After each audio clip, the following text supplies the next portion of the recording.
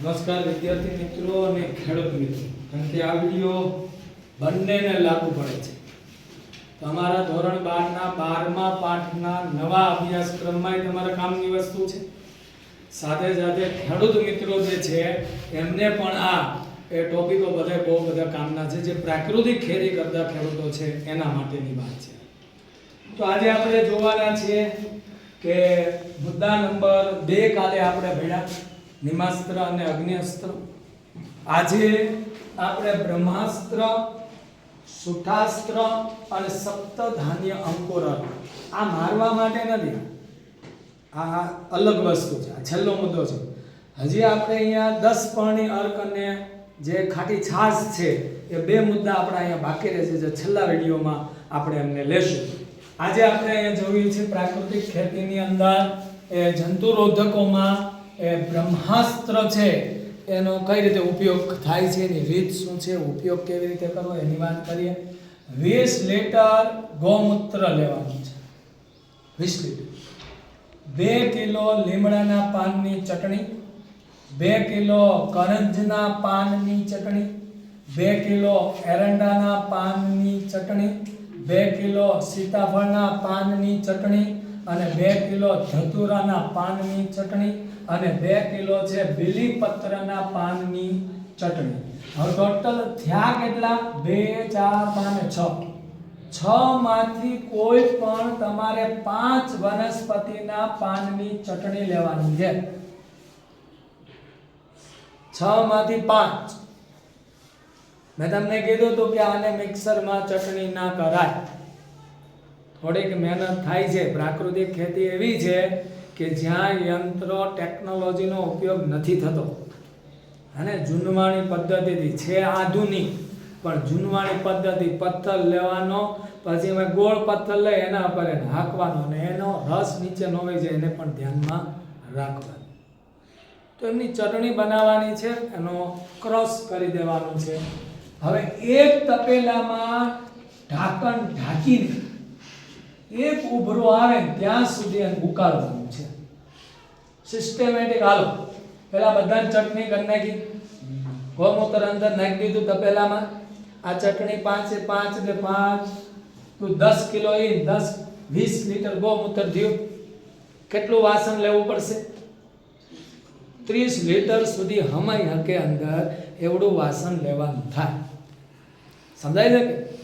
એટલે એક તપેલું લેવાનું, એમાં ઢાંકણ ઢાંકી દેવાનું, એક ઉભરો આવે ત્યાં સુધી એને ઉકાળવાનું છે. પછી એને ઠંડુ પડવા દો, પછી એને સાઈડામાં રાખી દો. આ મિશ્રણ જે તૈયાર થયું 30 લીટર, હે, એ સવાર સાંજ એને ઘડિયાળના કાંટાની દિશામાં તમારે હલાવતા રહેવાનું. 48 કલાક એટલે કેટલા દિવસ થયા? 2 દિવસ 2 રાત. 48 કલાક પછી એ કાપડથી એને ગાળી નાખવાનું. બરાબર? કાપડથી એને ગાળવાનું છે. મેં તમને કીધું હતું કોટનનું કપડું હોય, સાડીનું કપડું હોય, એને 3-4 વડું રાખવાનું. નકર પછી સ્પ્રે કરો ને પંપમાં તો એની નોઝલ હોય, ફુવારો થતો હોય, જોયું હોય તો તમે, એ નોઝલમાં એ હલવાઈ જાય, વારા ઘણી ઊભું રહે ને એને કાઢવું પડે. એટલે ઝીણું કપડું હોય, ભલે વાર લાગે થોડીક, બરાબર છે, પણ એમને 48 કલાક પછી કાપડથી એને ગાળી લો અને 6 મહિના સુધી તમે આ ઉપયોગ કરી શકો છો બ્રહ્માસ્ત્રનો. 6 મહિના સુધી. હવે તમને ખબર છે, માનો કે હવે શિયાળુ પાક છે, શિયાળુ પાક પહેલા આપણે એને બનાવી નાખી દો, ચોમાસું પાક હોય એ પહેલા બનાવી નાખી દો, 6 મહિના સુધી હાલવાનું છે. સમજાય છે કે? કાજુ બનાવતો તો સારી વાત છે, પણ 6 મહિના સુધી એનો તમે વપરાશ કરી શકો છો. કઈ રીતે એનો ઉપયોગ થાય આ બાજુ લેજો. હવે અહીં કેટલા લીટર થયું? 30 લીટર. 30 માં થોડુંક બળી ગયું છે. હાલો 30 લીટર ગણીએ છલા. હવે 200 લીટરમાં પાણી લેવાનું. 200 લીટર પાણી લેવાનું. એમાં 6 થી 8 લીટર તમારા બ્રહ્માસ્ત્ર એ નાખી દેવાનું. બ્રહ્માસ્ત્ર તમારે શું કરવાનું? એમાં ભેળવી દેવાનું અને એક પંપ એટલે કેટલા? 15 લીટરનો ભરીને સીધું તમારે છાંટી દેવાનું છે. કોઈ બીજી મગજમારી જ નથી. એકદમ ઈઝી વસ્તુ છે. 6 થી 8 લીટર તમારે 200 લીટર પાણીમાં નાખી દેવાનું. પછી એમાંથી 15 લીટરનો પંપ ભરી અને છાંટી દેવાનું, ભેળવીને છાંટી દેવાનું. બરાબર? ચાલો હવે એનું નિયંત્રણ શું થાય? આ છાંટવાથી શું નિયંત્રણ થાય? તો પાકમાં રહેલી ચૂસ્યા જે જીવાત છે, અમુક જે ઈયળ છે, એનો શું થઈ જાય? આવશે અથવા હશે તો એના ઈંડા હશે તો ફૂટી જાય. સમજાય છે? અને 6 મહિના સુધી હમણાં કીધું એ પ્રમાણે શું કરી શકો તમે? વપરાશ કરી શકો. હવે આપણે જોઈએ ચોથો મુદ્દો, જેમાં છે સુઠાસ્ત્ર. સૂઠ એટલે ખબર છે ને પાછું? સુઠાસ્ત્રની વાત છે. ચલો રીત શું છે? 2 લીટર પાણી લેવાનું. 2 લીટર પાણી લીધું, એમાં 200 ગ્રામ સૂઠનો પાવડર નાખો. ઘરે કરો તો વેલ એન્ડ ગુડ. ઉકાઈ ગયેલી સૂઠ, આદુ હોય ઉકાઈ જાય ને પછી એની સૂઠ બને, ખબર છે? આદુ હોય ને એ સુકાઈ જાય પછી એની સૂઠ બને. એ જે સૂઠ છે એનો 200 ગ્રામ પાવડર, અને એ જો ન હોય તો એના અથવામાં, ઓર કીધું એટલે એના અથવા, આ નહીં તો આ, બરાબર? 200 ગ્રામ છે, વાવડિંગ છે, એની અંદર ભેળવી દેવાની રહેશે. અને હવે સમજો 2 લીટરમાં 200 ગ્રામ આપણે નાખી એટલે કેટલું થયું? 2 લીટર ને 200 થયું, એનું અડધું થાય. ઉકાળવાનું છે, અડધું થાય ત્યાં સુધી એને શું કરવાનું છે? આપણે ઉકાળવાનું છે. સમજાય છે? એટલે કેટલું થવું જોઈએ?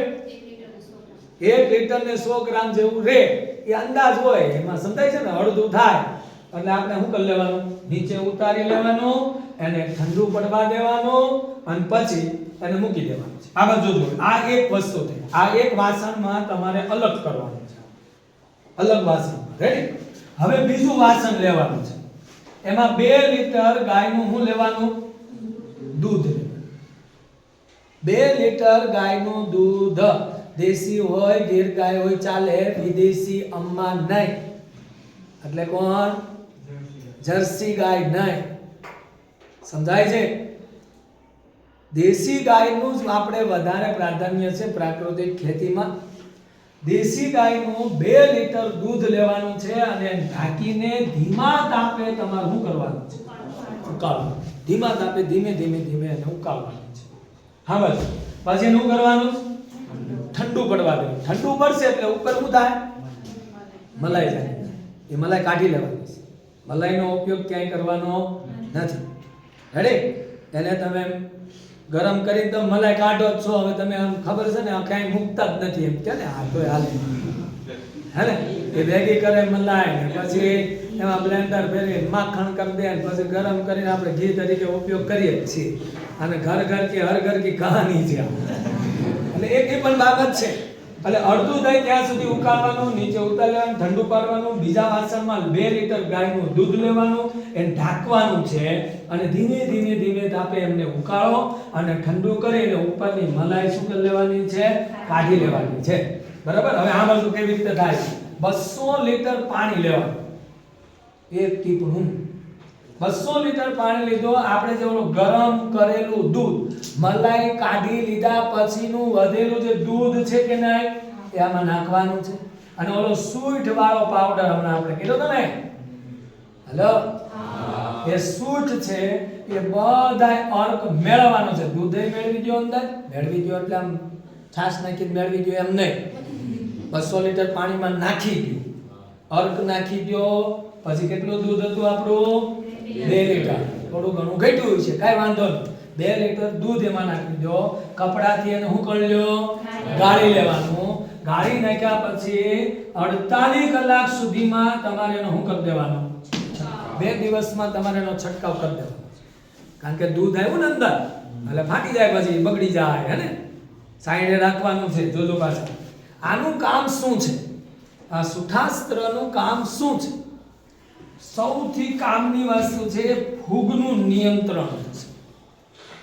ફૂગ નિયમ.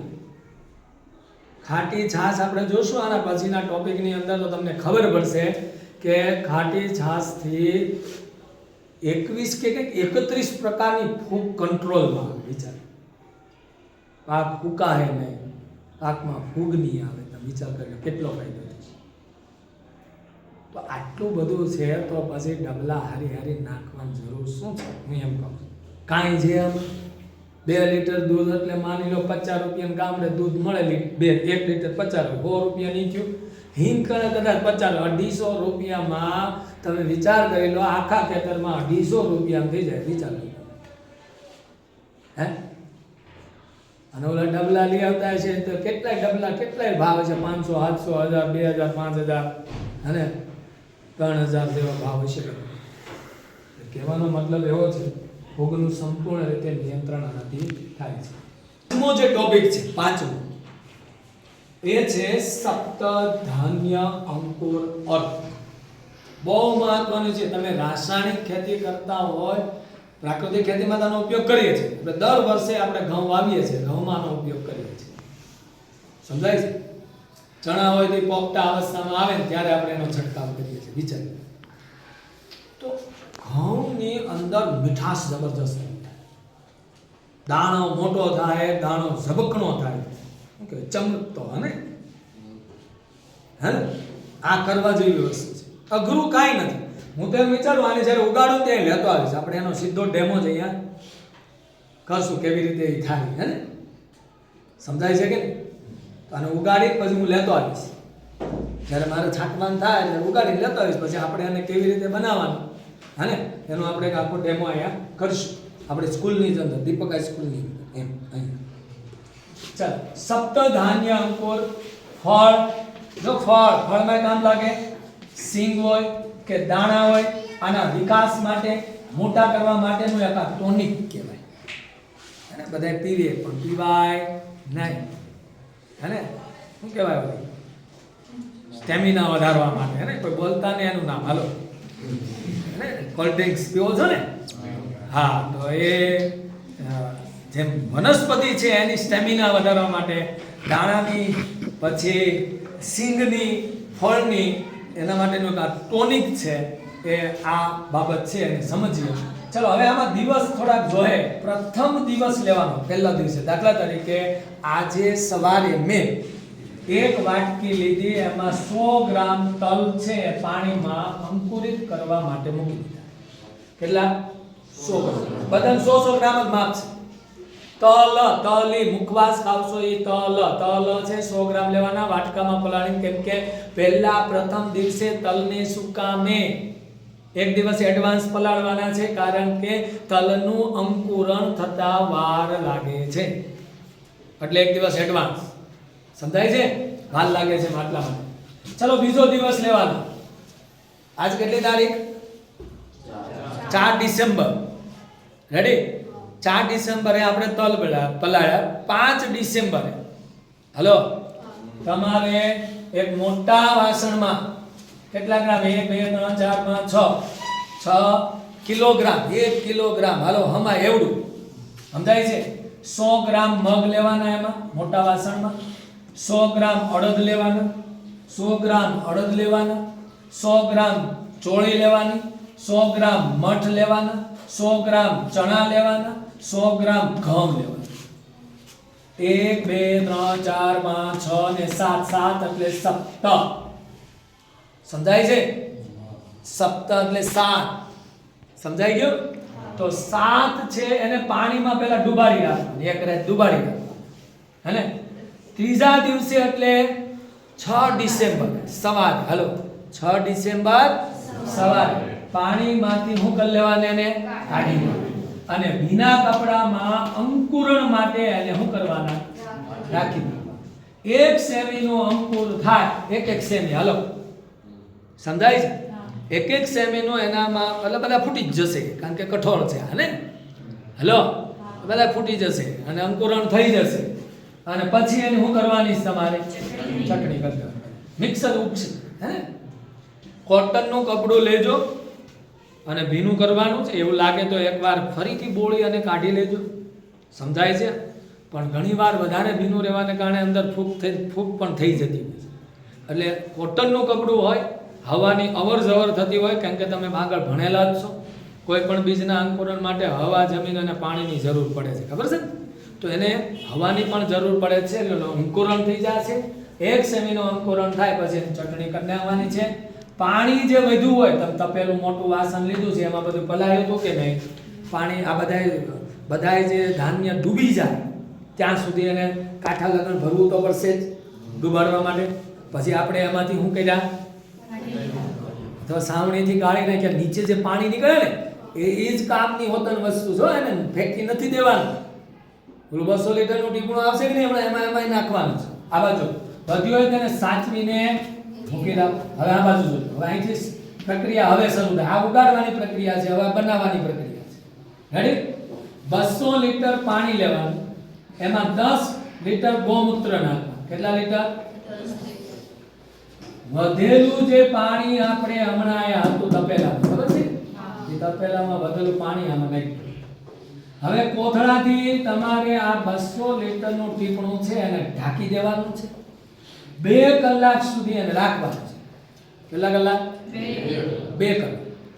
પછી એક એવું લાગે છે એકવાર હલાવી દેવાનું, હે ને? સમજાય છે? એટલે 2 કલાક બાદ તમારે એક પંપમાં 15 લીટર ભરીને આ બધું નાખી દેવાનું છે. ચટણી બટણી બધું અંદર. હલો, ચટણી કરી વહી ન જાય.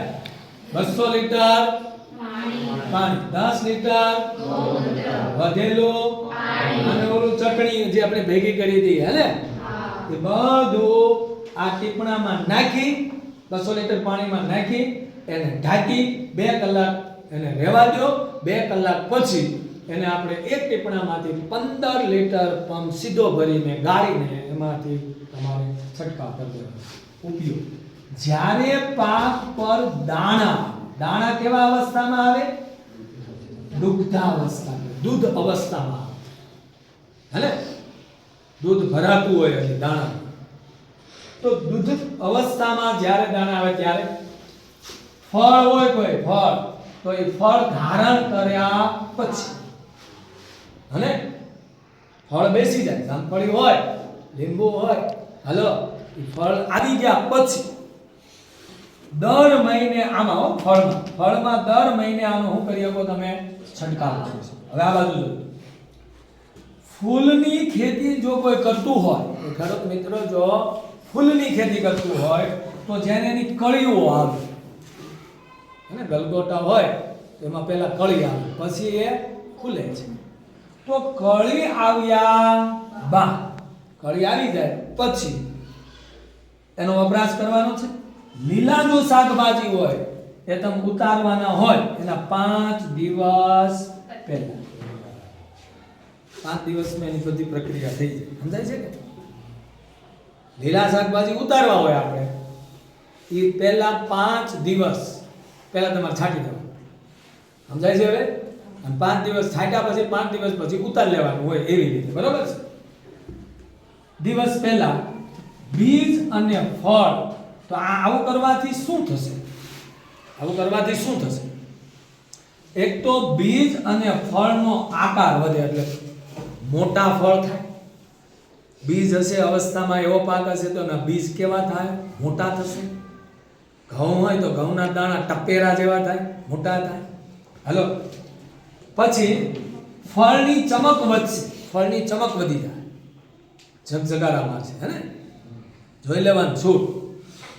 પ્રાકૃતિક ખેતીના ઘઉં હશે અને રાસાયણિક ખાતરના થી ઉગાડેલા ઘઉં હશે, બેન બાજુ રાખવાની છૂટ છે, હે ને?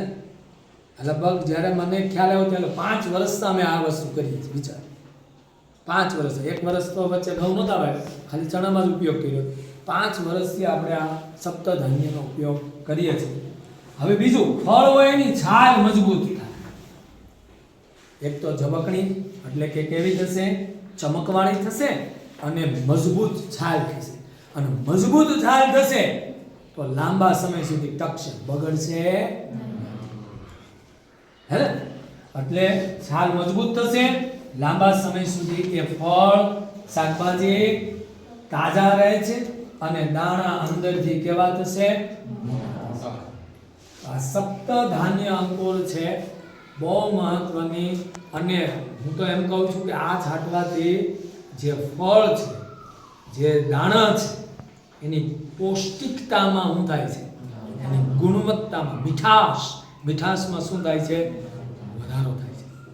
તો આ હતો આપણું આજના 3 ટોપિક.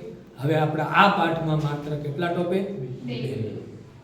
કોઈ પણ પ્રશ્ન હોય તો તમે કોમેન્ટ બોક્સમાં જઈને પણ તમે કોમેન્ટ કરી શકો છો અને સારું લાગ્યું હોય તો તમે નિશાની લાઈક પણ કરી શકો છો. આભાર. જય જવાન જય કિસાન.